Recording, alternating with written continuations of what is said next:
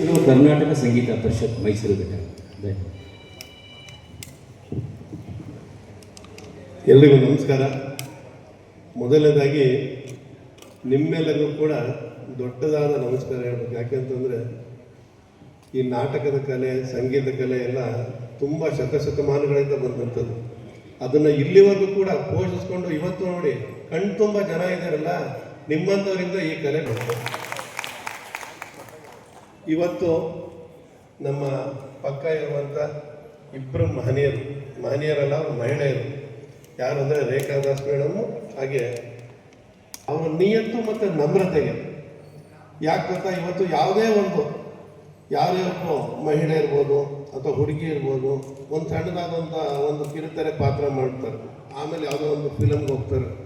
ಆ ಫಿಲ್ಮ್ಗೆ ದಾಟಿದ ತಕ್ಷಣ ಮತ್ತೆ ಅದರ ಕಿರುತೆರೆ ಪಾಠ ಮಾಡಿ ಅಥವಾ ಯಾವುದೋ ಒಂದು ಪ್ರೋಗ್ರಾಮ್ ಇದೆ ಬನ್ನಿ ಅಂದರೆ, ಸರ್ ಅಷ್ಟು ಬೇಡ, ನನಗೆ ದುಡ್ಡು ಕೊಟ್ಟರೆ ಬರೋದು, ಕಿರುತೆರೆ ಬರೋದಿಲ್ಲ ಅಂತ ಏನೋ ಒಂಥರ ಡಿಮ್ಯಾಂಡ್ ಕ್ರಿಯೇಟ್ ಮಾಡೋದು ಎಲ್ಲ ಕೂಡ ನಾವು ನೋಡ್ತಾ ಇದ್ವಿ ಇತ್ತೀಚಿನ ಒಂದು ಪೀಳಿಗೆಯ ಒಂದು ಜನ್ರೇಷನ್ನಿಂದ.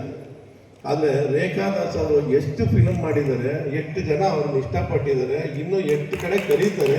ಅಂಥದ್ರಲ್ಲೂ ಕೂಡ ಈ ನಾಟಕಗಳಿಗೂ ಕೂಡ ಬಂದು ಮಾಡ್ತಾರೆ, ನಿಮ್ಮ ಜೊತೆ ಎಲ್ಲ ಅಷ್ಟು ಚೆನ್ನಾಗಿ ಮಾತಾಡ್ತಾರೆ. ಈಗ ತಾನೇ ಹೇಳಿದ್ರಲ್ಲ, ಎಲೆ, ಅಡಿಕೆ, ಸುಣ್ಣ 3 ಬೇರೆ ಬೇರೆ ಬಣ್ಣ, ಆದರೆ ಒಂದೇ ಬಣ್ಣ, ನಾವದು ಒಂದೇ ಬಣ್ಣ ಅಂತ ಈಗ ಚೆನ್ನಾಗಿ ಕನ್ನಡ ಮಾತಾಡ್ತೀವಿ. ನಿಜವಾಗ್ಲೂ ಕೂಡ ಅದಕ್ಕೆ ಹೇಳೋದು, ಈಗಲೂ ಕೂಡ ರಂಗಭೂಮಿಯಿಂದ ಬಂದವರು ಫಿಲ್ಮಲ್ಲಿ ಕೂಡ ಮಿಂಚೂರು ಕೂಡ ಇದೇ ನಾಟಕದ ಬಗ್ಗೆ, ರಂಗಭೂಮಿ ಬಗ್ಗೆ ಇಷ್ಟೊಂದು ಅವರು ಅಭಿಮಾನ ಇಟ್ಕೊಂಡು ನಿಯತ್ತಾಗಿದಾರಲ್ಲ, ಅದಕ್ಕೆ ಅವರ ನಿಯತ್ತನ್ನು ಮೆಚ್ಚಬೇಕು. ಹಾಗೆ ನಿಮ್ಮ ಮುಂದೆ ಒಂದು ರೀತಿ ಪ್ರಾಮಾಣಿಕವಾಗಿ ನಮ್ರತೆಯಿಂದ ಮಾತಾಡ್ತಾರಲ್ಲ, ಅದು ನಿಜವಾಗ್ಲೂ ಮೆಚ್ಚಬೇಕಾದ. ಅದೇ ಅವ್ರು ಯಾವತ್ತೂ ಕೂಡ ಕೆಳಗೆ ಬೀಳಲ್ಲ, ಮೇಲೆ ಹೋಗ್ತಾ ಇರ್ತಾರೆ. ಹಾಗೆ ನಮ್ಮ ಮೈಸೂರು ಮಂಜುಳಾ ಅವರು ಅಷ್ಟೇ, ಅವರೇ ಹೇಳಿದಾಗೆ ಮೈಸೂರು ಅವರ ತವರು ಮನೆ. ಬೇಕಂತ ಹಲವಾರು ರಂಗಭೂಮಿಗಳಿಂದ ಇದ್ದರೂ ಕೂಡ ಮೈಸೂರಿಗೆ ಬಂದು ನಾನು ನೋಡಿದಂಗೆ ವರ್ಷದಲ್ಲಿ 1-2 ತಿಂಗಳು ಇಲ್ಲೇ ಕಾರ್ಯಕ್ರಮ ಮಾಡ್ತಾ ಇರ್ತಾರೆ. ಅದು ಅವರ ತವರು ಮನೆಯ ಅದಕ್ಕೆ ಹೇಳೋದು ನಿಯತ್ತು ಅಂತೇಳಿ, ತವ್ರ ಮನೆಯ ಪ್ರೇಮ. ಅಲ್ಲಿ ಅವ್ರಿಗೆ ಅವಕಾಶ ಇದ್ರೂ ಕೂಡ ರಂಗಭೂಮಿನ ಬಿಟ್ಟಿಲ್ಲ, ರಂಗಭೂಮಿನ ಕೂಡ ಬೆಳೆಸ್ತಾ ಇದ್ದಾರೆ. ಜೊತೆಗೆ ಶಾಲೆಯನ್ನು ಕೂಡ ನಡೆಸಿಕೊಂಡು ಅವರ ಒಂದು ವಿದ್ಯೆಯನ್ನು ಹಂಚಿಕೊಂಡು ಈ ಒಂದು ಕಲೆಯನ್ನು ಕೂಡ ಮುಂದೆ ತರುವಂಥ ಕೆಲಸ ಮಾಡ್ತಿದಾರಲ್ಲ, ಅದು ಎಲ್ಲರೂ ಕೂಡ ಮೆಚ್ಚಬೇಕು. ನಾನು ಕಳೆದ ವರ್ಷ ಕೂಡ ಬಂದಿದ್ದೆ, ಈ ವರ್ಷ ಕೂಡ ನಾನು ಬಂದಿದ್ದೀನಿ. ನಿರಂತರವಾಗಿ ಒಂದು ಚೂರು ಕೂಡ ಉತ್ಸಾಹ ಕುಂದದಂತೆ ಅವರು ಈ ಕಲೆನ ಬೆಳೆಸ್ಕೊಂಡು ಹೋಗ್ತಾ ಇದ್ದಾರೆ.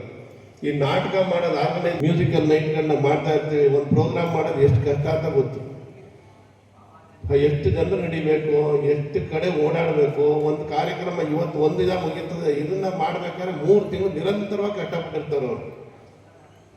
ಅದೆಲ್ಲ ಆದಮೇಲೆ ನಿಮ್ಮ ಪ್ರೋತ್ಸಾಹ ಮುಖ್ಯ ಆಗುತ್ತೆ. ನಮ್ಮಲ್ಲಿರೋಂಥ ಲೇಬರ್ಗಳಿಗೂ ಕೂಡ ಹೆಲ್ತ್ ಕಾರ್ಡ್ ಮಾಡಿಸಿ ಗೌರ್ಮೆಂಟ್ ಅವರು ಮಕ್ಕಳಿಗೆ ಮದುವೆ ದುಡ್ಡು ಕೊಡ್ತಾರೆ, ಅವ್ರು ಹೆಲ್ತ್ ನೋಡ್ಕೊಡ್ತಾರೆ, ಎಲ್ಲಾನು ನೋಡ್ಕೊಳ್ತಾರೆ. ಕಲಾವಿದರಿಗೆ ಯಾಕೆ ನೋಡ್ಕೊಳ್ತಾ ಇಲ್ಲ ಅಂತ ಸರ್ಕಾರ ನಾವು ಕೇಳಬೇಕಾದಂಥ ಪರಿಸ್ಥಿತಿ ಇದೆ. ಅವ್ರಿಗೂ ಕೂಡ ಒಂದು ಹೆಲ್ತ್ ಕಾರ್ಡು, ಇದನ್ನ ಎಲ್ಲರೂ ಕೂಡ ಅರ್ಧಕ್ಕರ್ಧ ಅವ್ರ ಭದ್ರತೆಯನ್ನು ಕೊಟ್ಟರೆ ಈ ಕಲೆ ಬೆಳೆಸೋಕ್ಕೆ ಸರಿಯಾಗ್ತದೆ. ಎಲ್ಲರಿಗೂ ಕೂಡ ID ಕಾರ್ಡನ್ನು ಇಶ್ಯೂ ಮಾಡೋಂಥ ಗಮನ ಹರಿಸ್ಬೇಕು ಅಂತ ಹೇಳ್ತಾ ಇವತ್ತು ಸುಂದರವಾದ ನಾಟಕ.